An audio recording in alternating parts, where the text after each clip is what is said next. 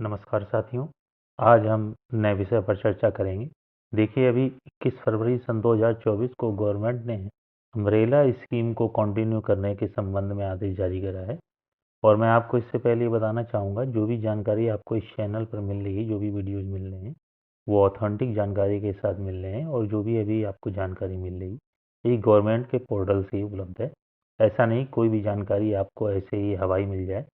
ठीक है, चलिए चालू करते हैं। Umbrella scheme on safety of women. तो देखिए, मैं आपको बताना चाहूँगा, ये जो अम्ब्रेला स्कीम, अम्ब्रेला योजना है, ये महिलाओं की सुरक्षा से संबंधित है। और इसके संबंध में बहुत महत्वपूर्ण जो है निर्णय लिए गए अभी 21 फरवरी को।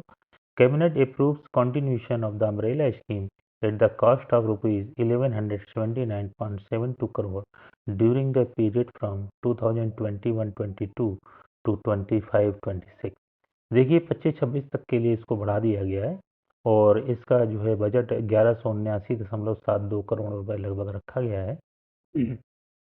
Rupees 885.49 crore to be provided by MHA, ministry of human affairs MHA, and 294.23 crore to be founded from the Nirbhaya found, जिसमें से 885.49 करोड़ रुपए मिनिस्ट्री ऑफ होम अफेयर्स से लिया जाएगा और 294.23 करोड़ रुपए निर्भया फंड से लिया। देखिए, आइए।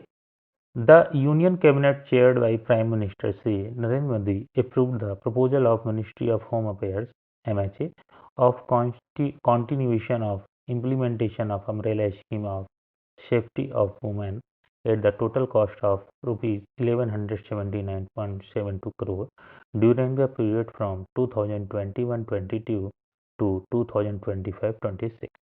देखिए, ये स्कीम पहले से लागू 2017 से अप्रॉक्स, और इसको जो है अभी 2026 तक, 25-26 के सत्र तक बढ़ाने के लिए आदेशित किया गया। Out of the total project outlay of 1179.72 crore and total of rupees 885.49 crore will be provided by Ministry of Human Affairs from its own budget, and rupees 292.23 crore will be funded from Nirbhaya fund. देखिए, Nirbhaya fund की शुरुआत की गई थी, उससे 294.23 करोड़ रुपए जो है उपलब्ध कराया जाएगा। Safety of women in a country is an outcome of several factors like stringent deterrence through strict laws, effective delivery of justice, redress of complaints in the timely manner, and easily assignable institutional support structure to the victims. Stringent deterrence is matters related to offense against women was provided through amendments in the Indian Penal Code, Criminal Procedure Code, and the Indian Evidence Act। देखिए, Indian penal code का नाम आया है तो मैंने इससे संबंधित एक शॉर्ट भी डाला है। 1 जुलाई से IPC खत्म हो रही है, तो इसका अगर आप देखना चाहें तो मेरी प्लेलिस्ट में जाकर देख सकते हैं इससे संबंधित वीडियो। इससे संबंधित भी गवर्नमेंट का ऑर्डर आ गया। देखिए, safety of women in country is an outcome of several factors. तो भिन्न भिन्न तथ्यों से निकल करके इसके संबंध में, सुरक्षा के संबंध में प्रयास किए जा रहे हैं। जैसे कि इफेक्टिव डिलीवरी ऑफ जस्टिस, तो जो निर्णय होने चाहिए कोर्ट के द्वारा वो जल्दी हो, तो इसके संबंध में भी प्रयास किए जा रहे हैं। और ये टाइप्स ऑफ वैरायटीज़ हैं जो कि जो है इनके लिए आपराधिक प्रक्रिया में शामिल होते हैं। इसके संबंध में भी त्वरित गति अपनाई जाएगी। In its effort towards women's safety, Government of India, in collaboration with states of Union Territories, has launched several projects।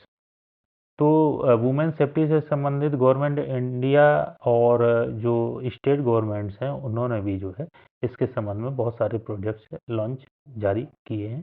The objectives of this projects include strengthening mechanism in state और union territories for ensuring timely intervention and investigation in case of crime against women and higher efficiency in investigation and crime prevention in such matters. तो इसके संबंध में जो है बहुत सारे निर्णय लिए गए हैं और जल्दी से जल्दी क्राइम जो है रोका जाए और क्राइम से संबंधित इन्वेस्टिगेशन में जो है प्रक्रिया आसान हो सके और त्वरित हो सके, और सही डिसीजन निकल सके, इसके संबंध में प्रयास स्टेट गवर्नमेंट्स के द्वारा और सेंट्रल गवर्नमेंट्स के द्वारा, दोनों के द्वारा किए जा रहे हैं। और बहुत सारी नई नई स्कीम, ये उसी का एक हिस्सा है umbrella scheme. The government of India has proposed to continue the following projects under the umbrella scheme for safety of women। तो वुमेन सेफ्टी के संबंध में अम्ब्रेला स्कीम के तहत ये योजनाएं कंटिन्यू रहेंगी 25-26 तक। इसमें क्या क्या सुविधाएं उपलब्ध हैं? 112 ये जो 112 इमरजेंसी रिस्पांस सपोर्ट सिस्टम है, इसको इम्प्रूव किया जाएगा। इससे संबंधित सर्विसेज को और इम्प्रूव और रैपिड किया जाएगा। Upgradation of central forensic science laboratories including setting of national forensic data centre.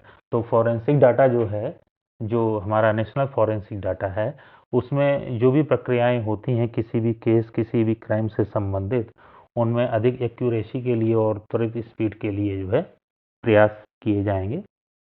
आगे बढ़ते हैं। Strengthening of DNA analysis. देखिए, डीएनए एनालिसिस की जो प्रक्रिया है, ये किसी भी क्राइम की हद तक जाने के लिए, किसी भी क्राइम के सॉल्यूशन के लिए बहुत आवश्यक प्रक्रिया हो गई है आज की डेट में।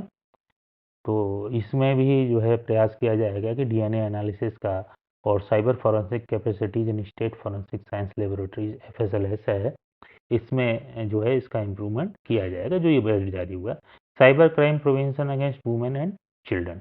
तो साइबर क्राइम जो हो रहा है, ऑनलाइन जो क्राइम हो रहे हैं वुमेन और बच्चों के लिए, उनसे एक्यूरेसी बढ़ाई जाएगी। उनको पकड़ने संबंधित, उनकी जांच से संबंधित प्रक्रियाओं को और तेज और एक्टिव किया जाएगा।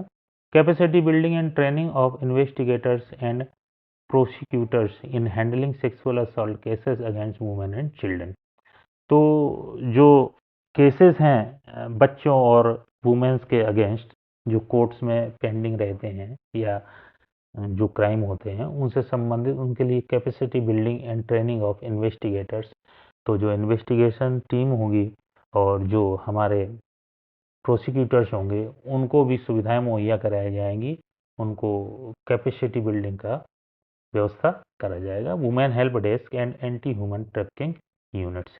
तो वुमेन हेल्प डेस्क और एंटी ह्यूमन ट्रैफिकिंग यूनिट्स का निर्माण किया जाएगा, उनको अधिक मजबूत किया जाएगा। जाहिर सी बात, जब अत्यधिक बजट होगा तो उनको फैसिलिटीज अधिक मिलेंगी, जिससे कि वो इस प्रक्रिया को और बेहतर ढंग से जांच कर पाएंगे और बेहतर ढंग से सिक्योर कर पाएंगे वुमेन सेफ्टी को। धन्यवाद साथियों, आज के लिए इतना ही।